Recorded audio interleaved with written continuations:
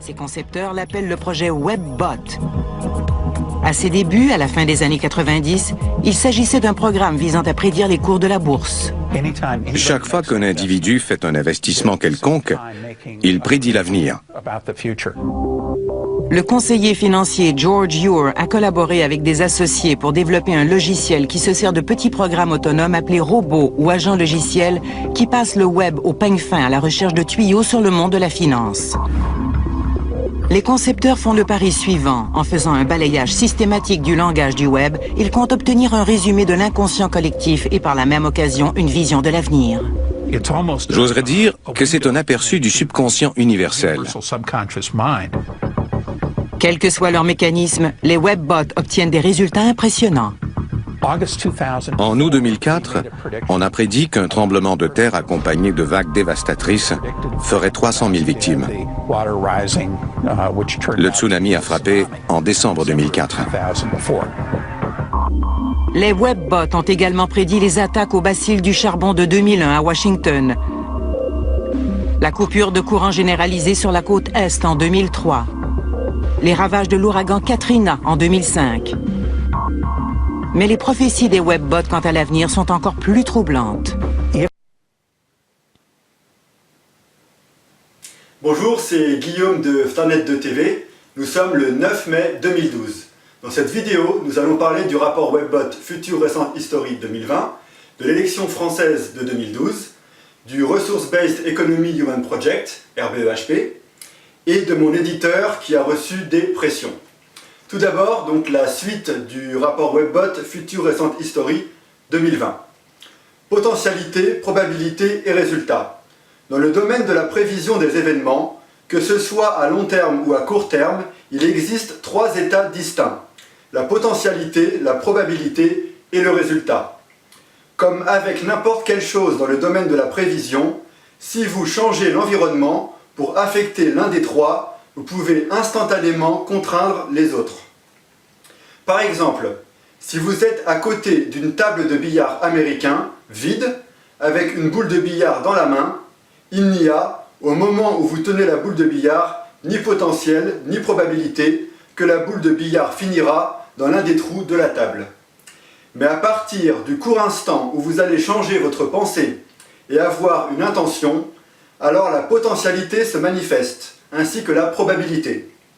À partir du moment où vous avez une intention, vous avez créé une potentialité, une probabilité et un résultat, bien que le deux derniers soient toujours dans un état d'hésitation et non déterminé, jusqu'à ce que la potentialité devienne une probabilité manifeste par le lancement de la boule sur la table. Notez qu'à cet instant, toutes les probabilités existent. Bien sûr, des choses peuvent être faites pour changer la potentialité et donc la probabilité, réduisant ainsi certaines chances de résultat. Parfois, cela est appelé tricher, comme quand la boule est manipulée d'une certaine façon, de manière à contrôler sa trajectoire. Voilà comment les élites contrôlent l'humanité, en faisant basculer l'environnement à travers le temps, en trichant. Et voilà le point où nous en sommes. Nous savons que plusieurs potentialités à ce moment incluent la guerre sous différentes formes, toutes menant vers le probable résultat de nombreux morts sur une échelle jamais encore atteinte. Pour l'instant, c'est entre la potentialité et la probabilité. Selon moi, donc le programmeur WebBot, les élites travaillent à manipuler la table pour arnaquer la plupart de l'humanité. Elles travaillent désespérément à créer un environnement pour une nouvelle guerre. Le point de transition se situe entre le 2 et le 9 mars 2012. Après, on passe dans une période de diffusion du langage. Nous pouvons changer notre futur en manipulant la table en retour de manière à casser le cercle vicieux. La vraie raison de parler du concept de time stream, potentialité, probabilité et résultat, est que la plupart des humains ont conscience qu'ils ne sont pas contraints, ici dans le monde matériel, à accepter ce résultat. Les bad boys, donc les élites, trichent par la ruse, l'illusion et en truquant la table. Nous, le peuple, pouvons créer de nouvelles formes de potentialité. Nous pouvons nous défaire de nos chaînes en faisant circuler de nouvelles façons de penser afin de créer de nouvelles potentialités qui créeront de nouvelles probabilités autres qu'une nouvelle guerre. Toutefois, à chaque fois que nous créons de nouvelles potentialités, de nouvelles probabilités sont aussi créées. Cela mène alors à de nouveaux résultats. Pour citer le grand maître taoïste Lu, si vous ajoutez de la valeur à l'univers, l'univers vous récompensera en créant plus de potentialités dans votre vie et ajoutera ainsi plus de valeur. De cette façon, les êtres humains peuvent manifester leur potentiel personnel. Pour ceux qui aiment voir les signes, le moment est venu. Il n'y aura pas beaucoup de temps après le mois de mars pour changer de direction. Si vous voulez faire quelque chose, c'est maintenant. Notre destinée démarre à partir de mars. Êtes-vous prêts?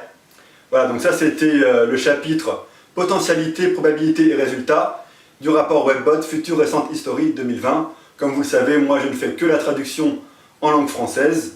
L'interprétation, ça est laissé au libre choix de chacun. Donc on va parler maintenant rapidement de l'élection présidentielle française. D'abord je voulais vous montrer quelque chose très amusant sur les programmes. Voilà, donc là on a François Hollande et on remarque qu'il a un bouton à gauche. Et là on a Nicolas Sarkozy et on remarque qu'il a un bouton à droite. Voilà, ça c'était un truc que j'avais remarqué sur les affiches. Une majorité de Français a choisi le changement c'est maintenant plutôt que la France forte. Alors c'est normal puisqu'on est dans une période d'évolution historique. Comme j'avais expliqué dans mon livre, donc, on a une différence entre notre niveau social et notre niveau technologique. Et à chaque fois que ça arrive dans l'histoire, effectivement, on arrive dans des périodes de troubles et de bordel. Voilà, donc ça c'est toujours comme ça dans l'histoire. Donc on est vraiment à cette période-là à nouveau, une différence entre le niveau social et le niveau technologique. Et pour corriger les choses, il faut simplement que le niveau social rattrape le niveau technologique. Donc si on se réfère un petit peu à l'histoire, je pense un bon exemple c'est quand il y a eu les chiffres arabes qui sont arrivés en Europe. Europe qui avait à l'époque le système des chiffres romains. Et donc c'est pareil à l'époque, pour implanter les chiffres arabes à la place des chiffres romains, c'était vraiment compliqué. En plus il n'y avait pas le zéro dans les chiffres romains, donc à l'époque mettre un zéro c'était carrément une hérésie. Donc voilà, je pense qu'on est à peu près dans la même époque, il y a un nouveau système qui arrive, l'ancien qui continue de résister, et voilà, l'histoire suit son cours. Donc concernant les chiffres romains, je voulais juste apporter une précision. À l'époque, effectivement, quand c'est arrivé en Europe grâce à Fibonacci, les pensants de l'époque, l'élite pensante de l'époque, effectivement, ne voulait pas mettre ce système en place. Sauf que heureusement quand même qu'on est passé aux chiffres arabes, essayez d'écrire votre date de naissance en chiffres romains. Voilà, c'est un petit peu compliqué, donc voilà, de temps en temps il faut vraiment qu'un nouveau système remplace l'ancien, surtout quand le nouveau système est plus simple pour tout le monde. Ensuite, donc le modèle de l'après-guerre. Oui, alors, pourquoi on continue dans ce modèle de l'après-guerre, sachant qu'aujourd'hui, donc, il y a Internet, les téléphones portables, l'informatique, la robotique, tout ça, à l'époque de l'après-guerre, il n'y avait pas. Donc on a créé un système après-guerre, qui a fonctionné, les 30 Glorieuses, ok. Mais aujourd'hui, on a toutes ces nouvelles technologies en plus. Donc il serait temps effectivement que notre niveau social rattrape notre niveau technologique.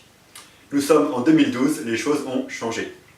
Alors le RBEHP, donc au niveau des salades, ça y est, ça a poussé, on a distribué les salades, donc je suis très fier de vous annoncer qu'en France on est capable de faire des salades gratuites. Ensuite, moi j'ai proposé deux projets, donc le projet panier mensuel et le projet dividende social universel, qui ont été rejetés en Assemblée Générale Citoyenne, donc je vous invite à aller sur le site rbehpfr.org pour avoir les détails des projets. Et là, cette semaine, donc j'ai proposé un projet qui s'appelle borne électrique 150 watts. Et donc je ne peux pas tout vous dire pour l'instant, mais c'est un rapport avec l'énergie solaire. Donc allez de temps en temps sur le site rbehpfr.org et donc vous allez voir les discussions en cours et les projets qui sont proposés. Donc je rappelle le nom du projet que j'ai proposé, c'est borne électrique 150 watts. Voilà, donc dernière chose, mon éditeur a reçu des pressions donc pour retirer mon livre Le système idéal du marché. Donc il a reçu 2 mails à peu près 2 semaines d'intervalle. Et donc ce que je vais faire par rapport à cette situation, c'est que je vais proposer mon livre en version e-book, en commande libre, jusqu'au 9 juin 2012. Donc c'est quoi le système de commande libre? Donc c'est facile, c'est l'internaute qui choisit le prix au moment de la commande. Donc vous allez avoir l'adresse d'une page qui va s'afficher à la fin de cette vidéo. Vous allez sur cette page et vous pouvez commander le livre en commande libre, c'est-à-dire c'est vous qui choisissez le prix voilà, pour la commande tout simplement. Donc il n'y a pas de prix fixe, c'est l'internaute qui choisit. Voilà un petit peu, je pense, un modèle qui va se développer pour plein de choses. J'ai vu par exemple avec le mouvement hydrogénial qui a présenté le NeoStove dernièrement, c'est pareil, c'était entrée libre, chacun mettait ce qu'il voulait, etc. Donc je pense que c'est des modèles qui vont de plus en plus se faire, le modèle d'achat libre ou de commande libre, etc. Voilà.